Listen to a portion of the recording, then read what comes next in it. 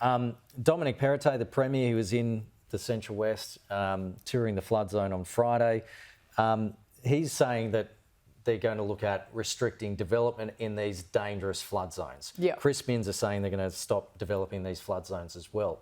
But I think the question is, how do you define a dangerous flood zone? And that's going to be the big question, right? Especially with an evolving landscape and environmental impacts that are also happening across the board. And we've seen it a lot, particularly in New South Wales with the bushfires. There's a lot of homes have been built in bushfire-prone areas, and that hasn't been looked at thoroughly. So I think what they're going to do is look at this a little bit more thoroughly. Places like Lismore, I think, we knew that a lot of those houses were built on floodplains, but what the problem was for a lot of those people is they were not able to get insurance because the insurance premiums were so high because they were actually in floodplains. But I think a little bit more thought and planning into, future housing makes complete sense. I don't know why we weren't doing it earlier. Yeah, exactly right. And the Premier was also saying, people have to live somewhere. Yeah. And people like the lifestyle of living, close to water and things like that. And so he doesn't want to ban it altogether, but the New South Wales government is now saying, yeah, you know what, there should be some conditions here. So. Yeah, I think for a very long time we kind of had like a cowboy system where people were just building wherever they wanted.